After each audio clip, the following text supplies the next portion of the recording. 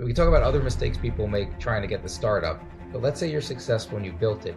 You have been heads down working on this thing for 8 years. Overnight successes take 8 years, you know that. And then like you sell the startup, and that's awesome. And you look up and you're like, now what do I do?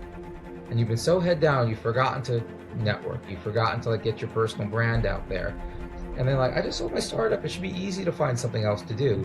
And you're like, really? What have you, who are you? What did you do for the past 8 years? And it's a bit of a wake up call.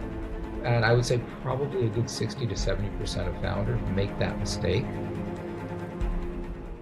I think entrepreneurship is romanticized, but the truth is it's an identity transformation. Our guest today started his first company in 2000, exited in 2008, went inside a family office, built another startup, which he describes as an experience, but really it sounds like an odyssey or trying to put a man on the moon. And then invested in more than 70 early stage companies over 20 years. He's seen what ambition looks like when it's very disciplined and when it's delusional. He recently published his book called The Entrepreneur's Odyssey. And it's really interesting, not only, and I haven't read it yet, but I'm really eager to read it because even on your Instagram, you show what is the entrepreneur odyssey mean when you have X and Y and Z and so many things that I can relate to by being an entrepreneur. Today, we're going to talk about what actually separates founders who endure from those who flame out, how capital changes your psychology. I think that's a very interesting one, and what most first-time entrepreneurs get completely wrong. So, Andrew, welcome to the show. Hey, listen, great recap. I'm excited to talk about any and all of those things. So let's start with the identity shift. I think this one's one that I personally struggled with. I think everybody struggles with. We are what we do, and entrepreneurs are everything and nothing. So when you say entrepreneurship is an identity transformation, what actually happens or what actually changes in a person? So yeah, that's actually a great question. I've gone through a bunch of these identity shifts, right? So I started off my career as a management consultant, and the shift between that to founder or co-founder of a startup was kind of jarring. Then angel investor, and that was an interesting shift. Then accelerator and venture capital fund, that was a shift. So let me take you through it step by step. So your friends don't get it. If you're an entrepreneur, like they think it's cool, they think what you're doing is awesome, you're living the dream, but they don't get it. Like, and you know this, you've done it. Like your spouse, he or she doesn't quite get it. They try to, but until you actually live it, you don't get it yourself. So there's a point where, you know, you're at this company, like, oh, I have this like great idea. It's a real pain point I want to solve. I'm going to go quit and do it. Then all of a sudden, everything goes from like, this is my job. I love my job. This is great to like, it is everything in your life. You are, and this is actually a scene in the book, but like you're on the subway with your kid, and you know they're talking like a chance comment about, oh, you know, if I had the subway I'd be rich, and like why? It's like, why? Everyone takes it. And then you end up talking to your kid about revenue models for startups, because when you're a founder, it is your entire life, and you've got like one eye on the bank account making sure that you can actually get money in before that hits zero, and you're trying to like keep that stress under control, not let it affect your family life, not your personal life, but it is your all. That is the major change between being an entrepreneur, whether it's a tech startup or you know your own consultancy or a dry cleaner. That's the difference between being an entrepreneur and not being anything else. I really liked what you said because I think it's what prevails is like when you're an entrepreneur, you don't even watch the news, you don't even know what's going on in the world. Like you are so. We have a saying in Spanish that when you're an entrepreneur, it has to come out of your pores. Yeah. Like it's everything you are. But then when you sell your company, when you change to another thing, it's like, who the hell are you? Oh my God, did this happen to you too? So my first startup, this is the successful startup's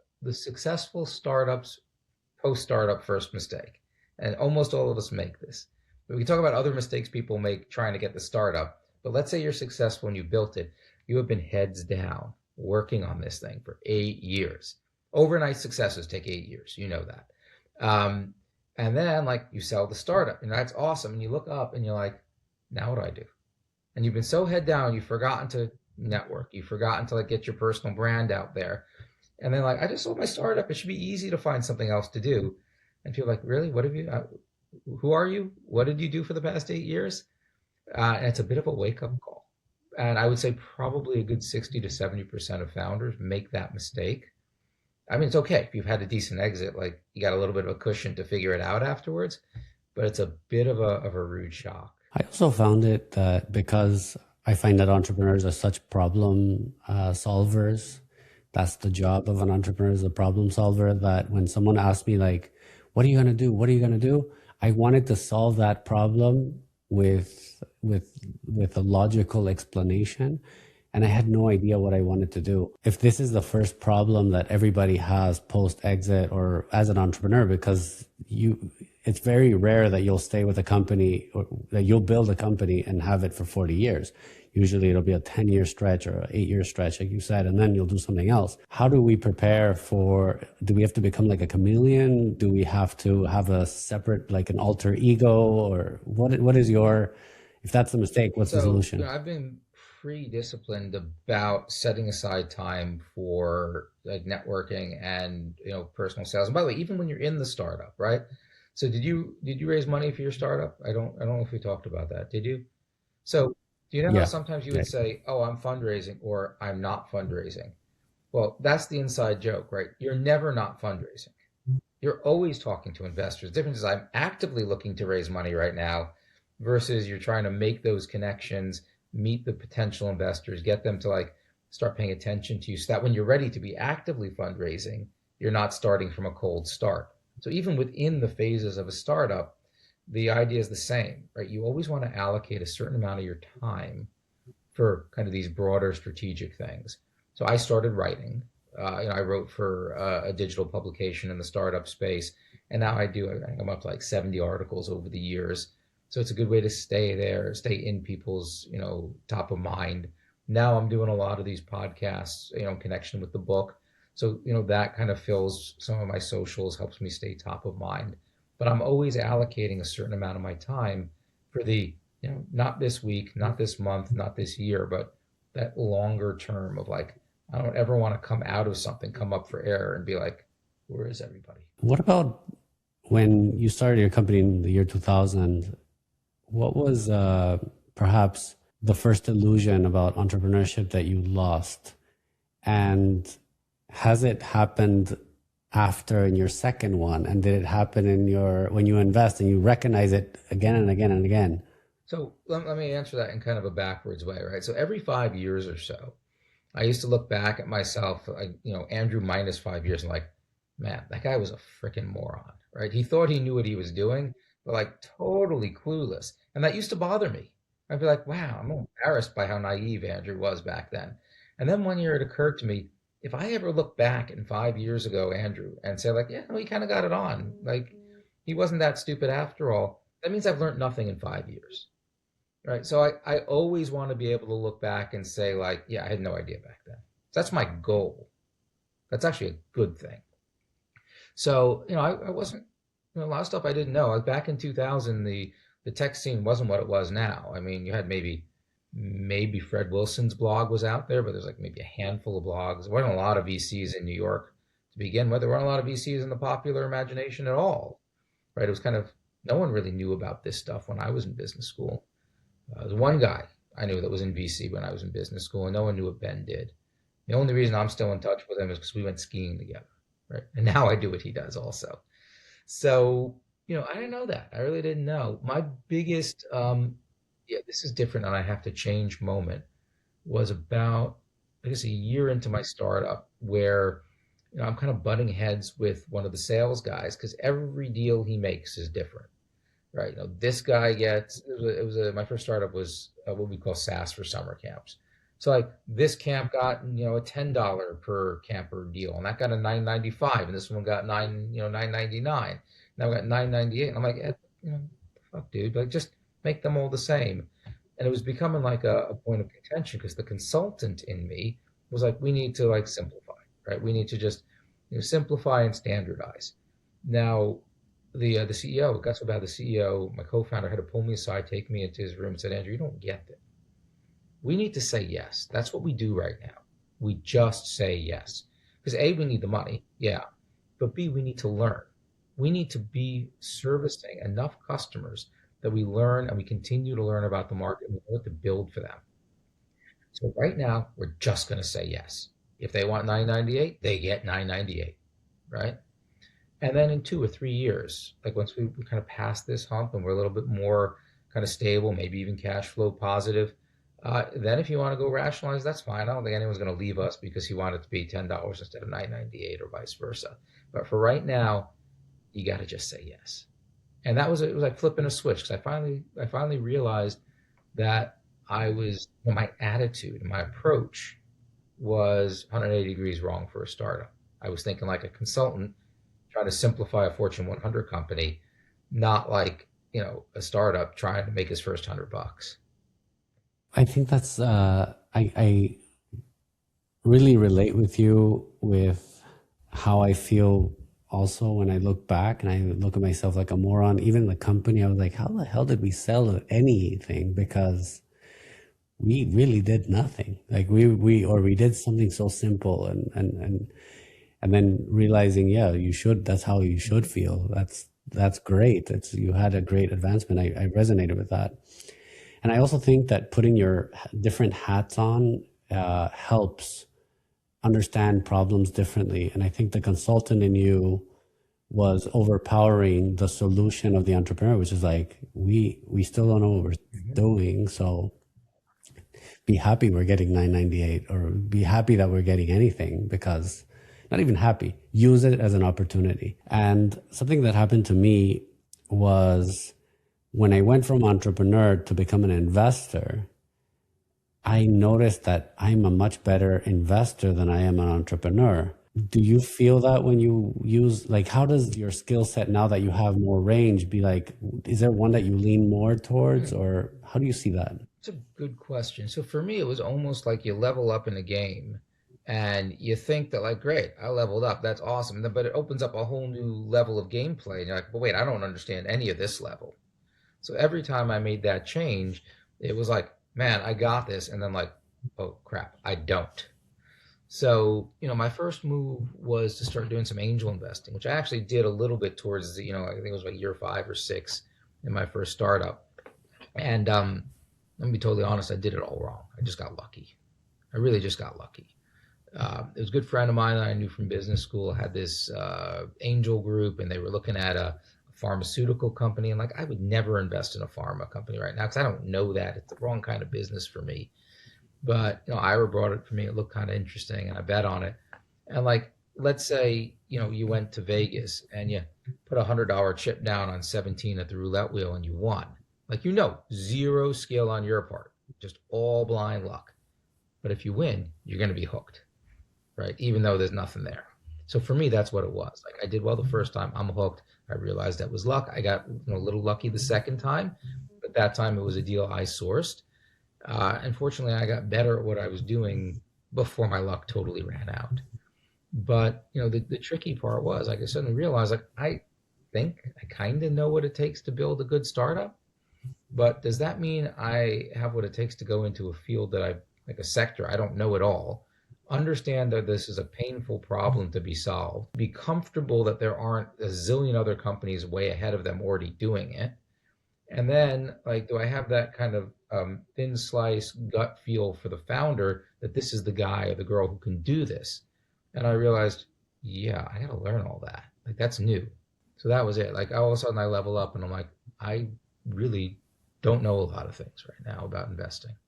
I agree with you. It's so funny how you believe things translate.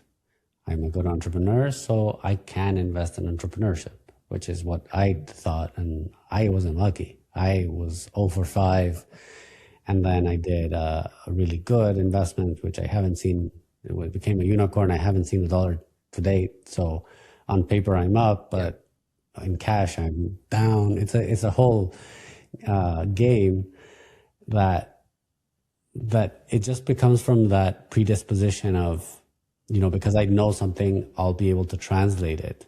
And even when you do it in your same industry, like what was your, I like how you frame your second startup as an experience. What did it teach you that the first one, you were so confident of the first one, you exited, you were lucky, you were an angel, you made money. Then So what the reason I happened? call it an experience is there's an expression that says experience is what you get when you didn't get what you wanted.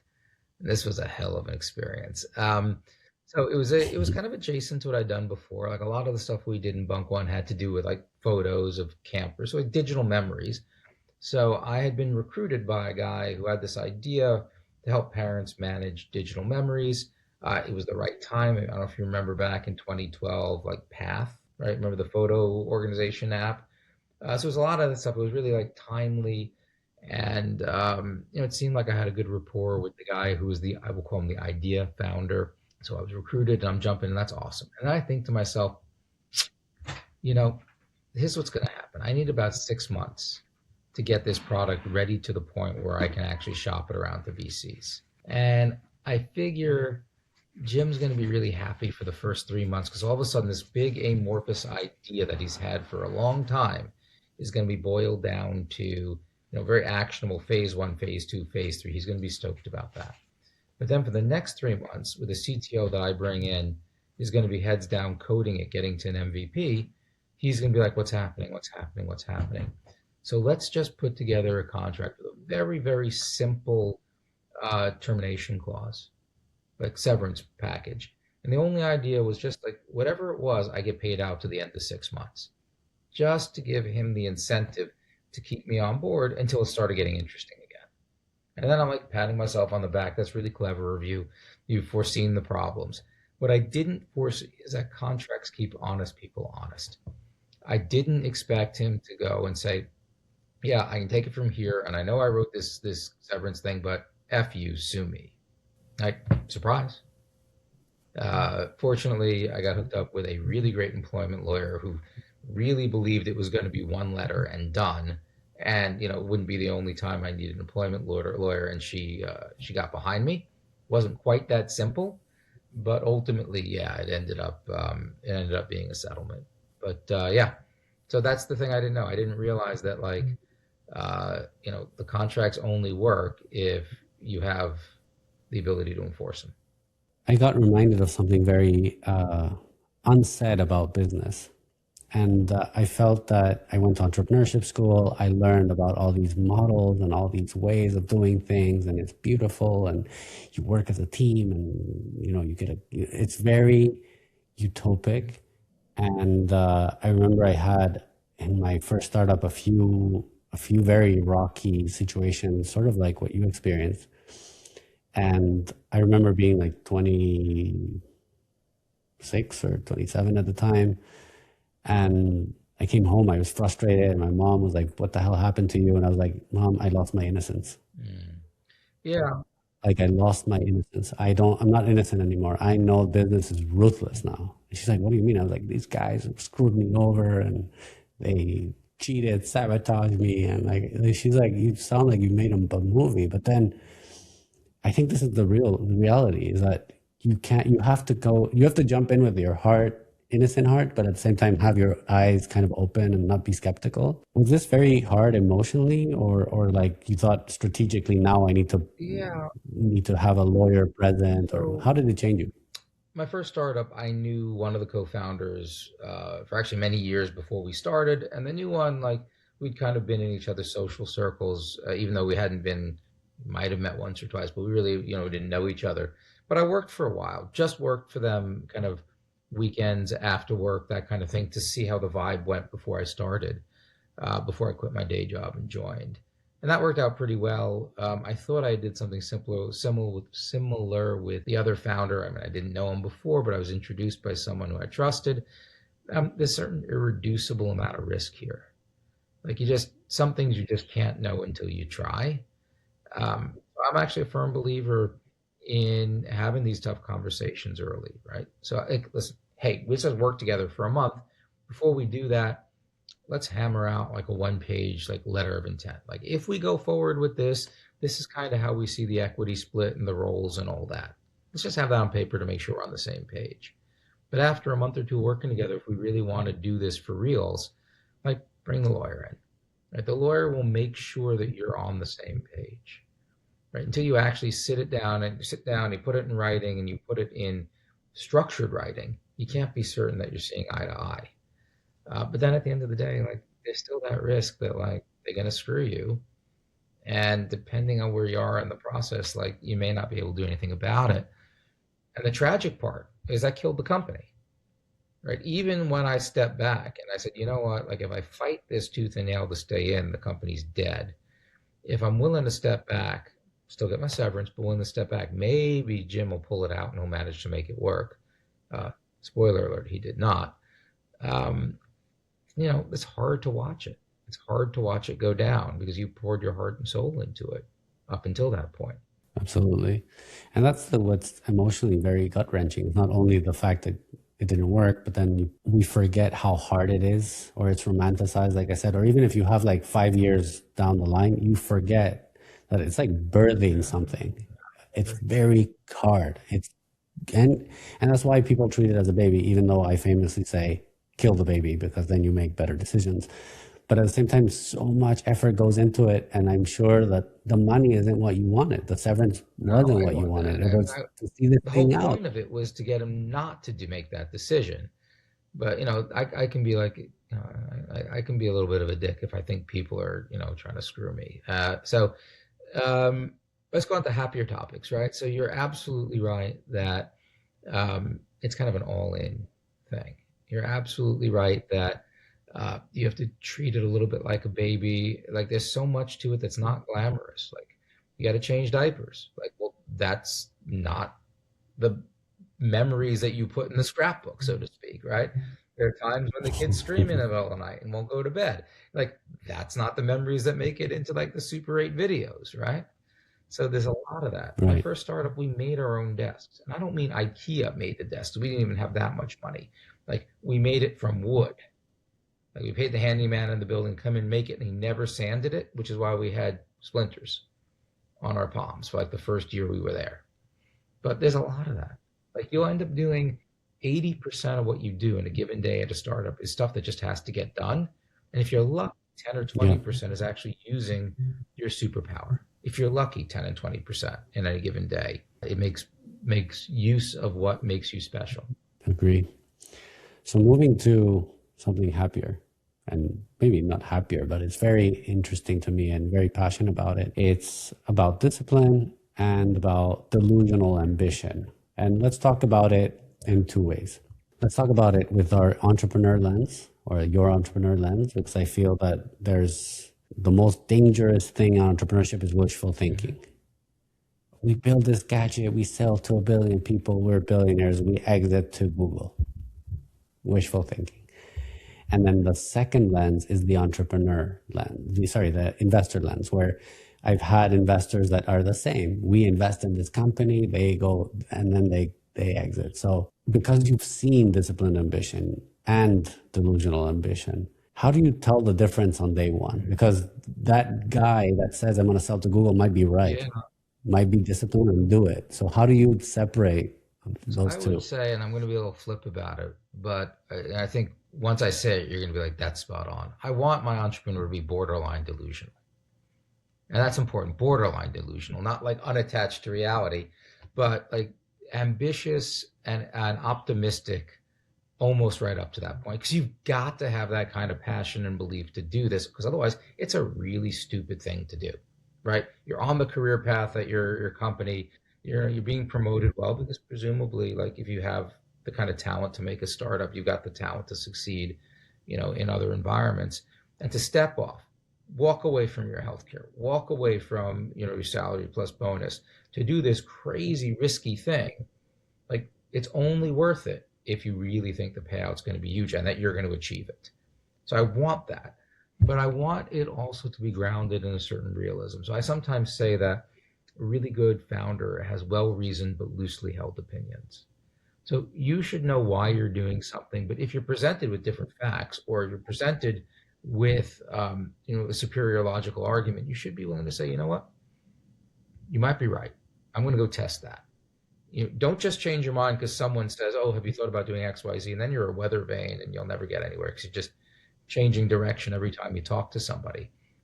But if you're at that point where it's like this is why I'm doing it. I got good reasons for doing it this way. I think it's going to be awesome. But when something comes along that leads me to believe, hey, I didn't have that data, or here's an opinion backed by like a good amount of experience and logic that says otherwise, if you're willing to like step back from that, everything's going to be awesome, and ask yourself, wait, could I be doing this differently? Like that's one of the successful traits that I look for. I try to cultivate in myself, and I try to look for in founders of the companies that I want to invest in. You're spot on. You're spot on. And I even think that we did an exercise in our team recently that was like, what is your B hack for the year? People went around the room and said, I want to lose weight. I want to make more money. I want to, and I was like, that is your B hack? That's not Like, audacious. you need to say something that scares you to say. That's not, it's not, it's not big enough. So then they were like, well, I want to make $1 million this year. I was like, okay, now we're talking. Or exactly. And I agree with you. If they don't have that borderline delusion, they will never make anything great. And then on the other side, now I understand why you say disciplined ambition, because it's like, I want to try this. And it's sort of like, if these steps work, and I'm going to work at it, and I'm going to try this thesis, and I'm going to do it in a way that's systematic, and maybe even like a scientific approach of, test a thesis and then test when it works, when it doesn't work, then we have found value. Then we've really changed the world. Then we've really changed an app. Then we really changed the way we look at things. Yeah. So you are spot on. One way to think about it is, I want that kind of optimism and attitude to be borderline delusional, but I want them to be very process focused. I want them to be like, hey, I know this is an assumption. How can I test this assumption cheaply and quickly before I ask you for $1 million? So I like those guys that are like, I got my eyes on the prize. It's going to be awesome, but very concrete about how I get there. Yeah. Or even, let's throw $1 million. Let's throw it. Like, why not? Because if it works, that's the goal. If it doesn't work, we lost $1 million. Like, it's very, very structured. It's not like flipping hats, right? We're putting our like investor hat on, or our cynical SOB hats on. In some ways, it's both easier to be humble, and it's also in some ways really easy to get like out of control ego there. But and we can come back to that in a minute. But just to wrap the thought you're having, my mentality has always been, and maybe I'm very East Coast about this, is when somebody comes to me with a request for money, like, hey, that's what I'm here for. I'm good with that. But what I want to make sure is that they've done everything they possibly can up until that point to de-risk their assumption, right? Depending on what stage they're at, I expect different things. But if I can come up with 5 things that you can try that you haven't done before, that you don't need my $1 million for, that's a bad look, right? I want that's the kind of entrepreneur I want, that as creative about how they get to where they need to go as they are about what they're building, right? Give you a super silly example, right? So we'll make it concrete for the audience, right? Let's say you have a startup, and the way you get customers are Google AdWords or Facebook ads or Instagram ads. And you're like, great, I'm going to go build this awesome, blah, blah, blah. And I'm like, well, how do you know that model is going to work? So, well, I don't know. I'm going to build it. Give me $1 million. I'll build it, and then I'll test it. I'm like, well, wait, no. Before you build it, do a BS mock-up of it on Squarespace. Then get on Facebook, Instagram, Google ads, whatever it is, put $100 down and see what your cost of customer acquisition is. See what your cost per click is, and maybe even make the site look like they're buying it. Say the buy now button. Pop-up says coming soon, because you don't actually have anything to sell yet. But at least now you know what your cost per customer, cost per your CPA is. You'll know this person put $20 in their cart, hit buy now. And, how much did I have to spend on AdWords to get there? So you can go test all of that for $100, $200. And now your model goes from like a whole bunch of assumptions in that part of the model to I've proven these numbers. And you can do that for $100, $200. do that before you ask me for a million. Like, that's what I want to see. Uh, if you get to the point where, like, yeah, I've done everything I can do, and Andrew, you agree with me, I've done everything I can do here. The only way I can get to that next level and test these other things is by raising some money. Then, hey, I'm happy to give you the money. That's what I'm here for. That's the right time for me to come in. I like this segue. I like it because I wanted to talk to you about red flags, and I think this is a big one. An entrepreneur that hasn't fully tested, cheaply reduce the hypothesis and make it more into there's no more assumption. My cost of acquisition is $20. They're willing to pay 100. If we pour some gasoline, we might be able to get 1,000 orders. That 1,000 orders, then we have to build up,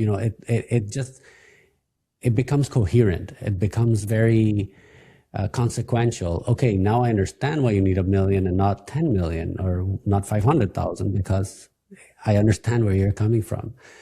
What are other red flags that founders don't realize is a red flag? Yeah, we can give you a bunch of these. So at the earliest stages, the I need before syndrome. Oh, before I can do that, I need this. I'm like, no, now you're in a circle, right? There's lots of ways you can get closer. So I need before is often one of those things that keeps them from getting to the I've done everything I can do, now I want your money state that we just talked about. The other one is the I have an idea, boom, I'm going to build it. And they skip that testing and validating. It's a classic first startup, first founder mistake. Like, I have this idea, it is like so blindingly clear to me how painful it is. And I have this vision of the solution, and oh my God, it looks beautiful, right? That's the promised land. And then I skip over does anyone else feel the same way? And I go straight into my secret lair, pull up my hoodie, and I start coding or vibe coding the thing. And I come out 3 months later, and I'm like, world, here's my product. And they're like, meh. Right? Because it wasn't their problem, or you're not solving it the way they think about it.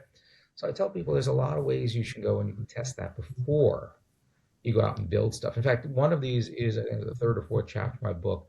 Have you ever heard of the index card app or the index card website? I have not. Okay, it's a super, super powerful technique. And oh my God, I wish I'd done this at my first startup. It would have saved us a lot of painful, mistakes. So you have your idea for the startup. You know what it is. You got your vision. So get yourself a pen. Don't buy it. Steal it from a bank. They're free, right? And you're a cheap founder. Go and buy some index cards. You probably have to buy those. They're maybe $5 at Staples. And use a pen and sketch out on those index cards what the screen looks like. And it should be crude. Like, you don't want anyone to be like looking at that for like, oh, how beautiful that page is. It's supposed to be functional. It's supposed to be like, super kind of basic. But it should have all the elements that you want. And then you go up to 30 or 40 people who are your customers. And you say, listen, Ahmad, I want you to test my website. I haven't built it yet, but I've mocked it up on this deck of cards. And what I want to do is I'm just going to give it to you. And I want you to pretend that you've just downloaded this site. And I want you to interact with these index cards as if it's, the app on your phone. I mean, literally, press the button, swipe, whatever it is you would do. Like, do that. And depending on what you do, I'm going to give you other cards as if you've just gone on to another page, another screen. The one thing I want you to do differently is, if you're thinking something, say it out loud, because I can't read your mind. Don't ask me questions. I'm not there when you download the app. But if you're like, I'm not really sure what to press, let's try this. Just say that out loud so I know what's going on, up here. And if you do that for 20 or 30 people, 40 people, what happens is really profound. So number one, you can see right off the bat, they won't go to certain parts of your site. Just no one goes there. So then you'll ask them afterwards, hey, why didn't you go here or there? And, it could be like, yeah, that wasn't really a big issue for me. In which case you realize, hey, I don't have to code any of that because no one cares. Saved yourself a month of time right there. Or they might say, that's what that did? I had no idea. I wish I'd known that. Well, now you have a UX issue, right? So you change the design. You know that you have to clarify it, but at least you know that's worth building. And what's more, like, you can read the body language while they're doing it. It's like, oh man, like, and they're doing that. Like, that's good. They want that. If they're kind of sitting back, it's like, maybe it's not that good. So then you debrief and you ask them, how do you feel about that? What do you think about that? And it becomes a tool for figuring out, do they share your pain point? Is it as painful for them as it is for you?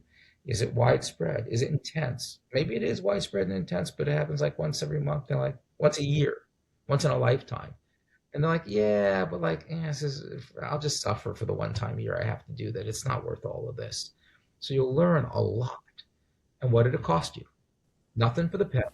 You steal it Nothing. from the bank and $5 in index cards and a couple hours of your time. Good trade-off in my book. That versus 3, 4 months like sitting out coding and then coming out with. I actually have a founder friend who is, for years, he's told me, we're launching this month. And I'm like, oh, this is so exciting. And then I see him after a couple of months. I'm like, how's it going? Did you launch? And he's like, no, it's because I need to build some more features. I need before. What features? And he's like, because I want to launch a suite of 1,000 things. And I was like, who's your customer? Is it someone that wants, like, is it an advanced user that is only going to go to you because you have all these features? Or is it a first-time buyer type person? It's an emerging market. So I want to start with someone that has never done this. I was like, I think they should. I'm going to send them this because I think it's. I know where you're going with this, right? So you're absolutely right. Like they have this vision, they do it, and then like maybe the other stuff is scary. Like actually launching is scary. So they want to build more features. And you sit down to them and say like, what segment of your market? Like I know you have this big market they want all these, but there's got to be one segment where if you solve this one thing right, that's super painful and they'll use it. It's like yeah, those guys. And even if it's super niche. I tell them, be the king of the niche. You can always build more features, be the king of the niche. But the longer you wait to release, the longer those guys have no solution, the longer someone else can come along and solve it for them so you can miss it. And the more time you're going out revenue. Go out there, prove it. It works for that 1% of my total market. I'll add more features later. But you know what the truth is? Yeah. I've never. And be known for the guy who solved one thing is bigger than this is the website that does everything. Because I've never seen a website that does 20 things and each one's like 5% better than you could do it somewhere else. That never wins against a startup that does one thing 50, 100% better. One thing 50 or 100% better is the way to go. You'll never make it by like a little bit of everything.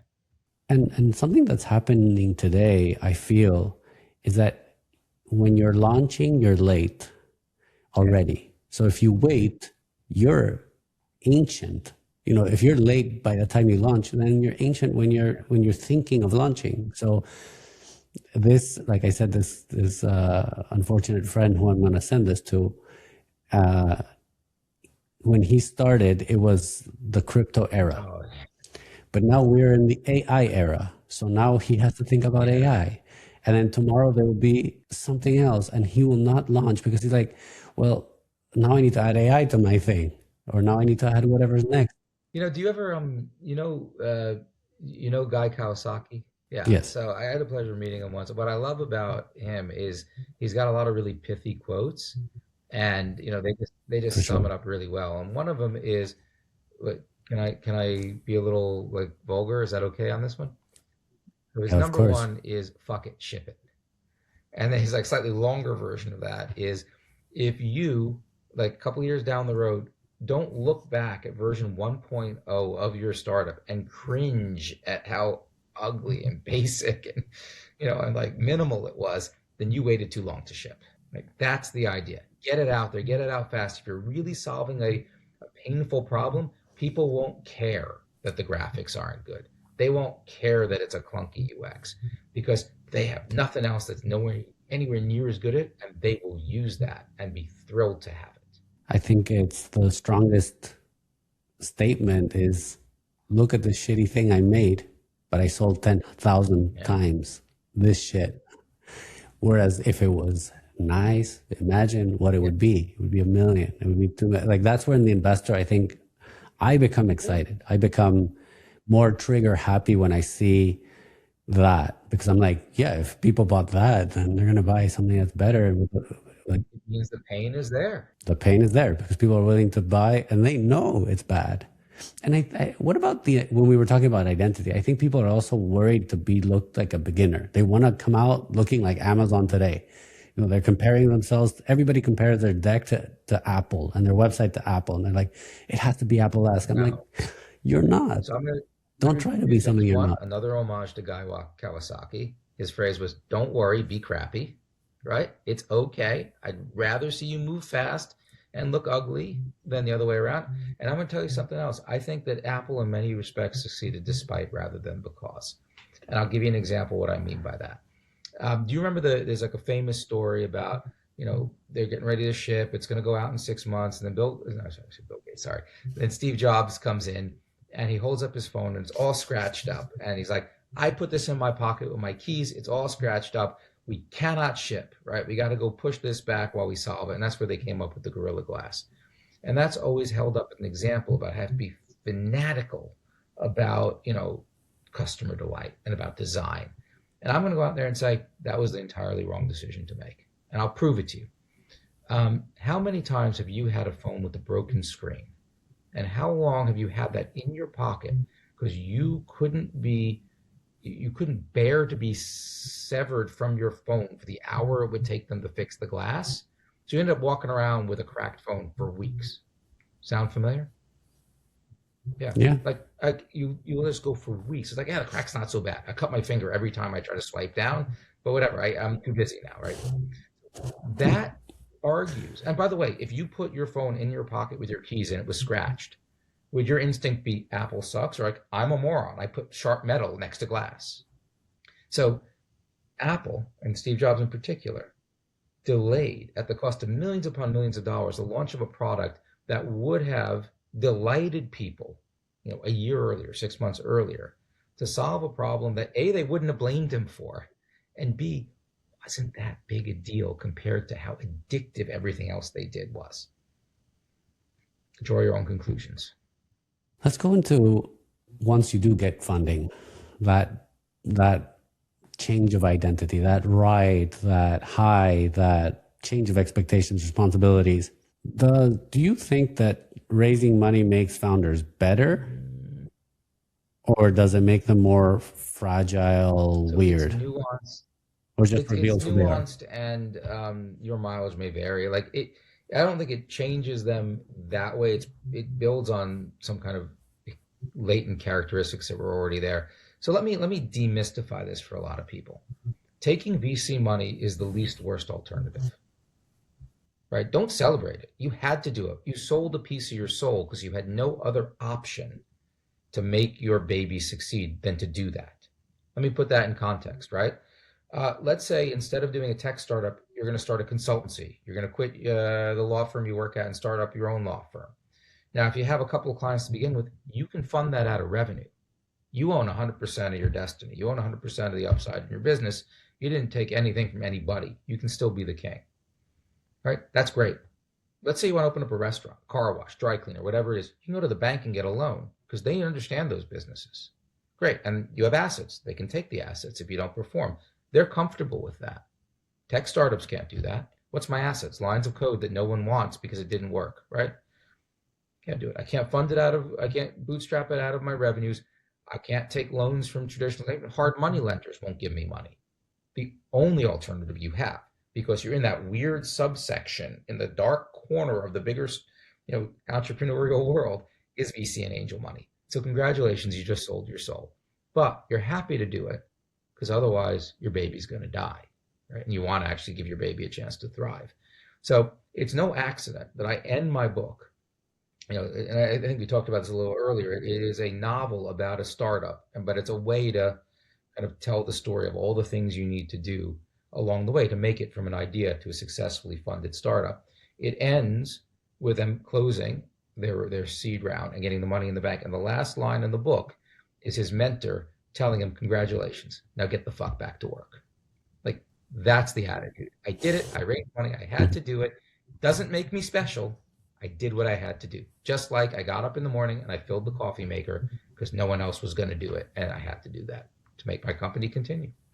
That's very, very well said, especially how you demystified. How do you feel about people who start up a company thinking they need VC money? Because I think what you just said is 100% true. If you could be king, why would you take this expensive, difficult, full of covenants, dilutive, more powerful gorilla inside an elevator? Why would anybody do that? Like, why should they do it? Should they not do it? What's your view on that strategically and tactically? You do it if the kind of business you're going to build is the kind of business that needs that money. So let me unpack that, right? Again, car wash, I'll get a bank loan. I don't need that kind of money. But most tech startups don't have that option. They don't. They're just not going to get started any other way. So you take the money because that's what you have to do. So if you're going into it eyes open, knowing that this is the kind of startup I have to do, it's a tech startup. I only can get funding this way. It's the way the game is played. So I'm going to do that. That's okay. If you're going into it because you think like, oh, VC money is glamorous and stuff like that, like, thank you, not for me. You don't really get it. That's what I would say about it. It's the least worst alternative for a certain type of startup. Now, from our perspective, because we both crossed to the other side of the table, we can spot that a mile away. Right? When somebody comes to me for VC money, they don't need it. Like, we can tell. Like, why do you want my money? What are you going to do with it? What are your other options? We have a lot of companies that could make the entrepreneur very rich, but they're not right for us because they're not big enough. Right? We need billion-dollar markets because we have all these other portfolio companies that go into zero in a year or two. So we need some to be 20, 30Xers. Hey, this could make you a lot of money, but it's a small market. It's not VC backable. Right? Doesn't mean you have a bad business. It just means it's not a fit for us. Now, where you get into this gray area is where you ask yourself, I'm cash flow positive right now. I could grow organically at a certain rate, or I could go take VC money and grow a lot faster. Or I could get money somewhere else, but VC money, like they have the expertise, they have the connections that can make me grow faster, whatever it is. I don't have to, but it might make sense for me to do it. And there it's seemingly a tougher decision to make, but it's usually actually a very simple answer. Part of it, the instinct is to think of it like, what do I want? What's better for me? What's my work-life balance? What's my balance between being the king and being rich, right? I can make more money this way, but then I give up some autonomy. That's the temptation is to think about it that way. What that misses 98, 97% of the time is that if you don't take the money, your competitor will.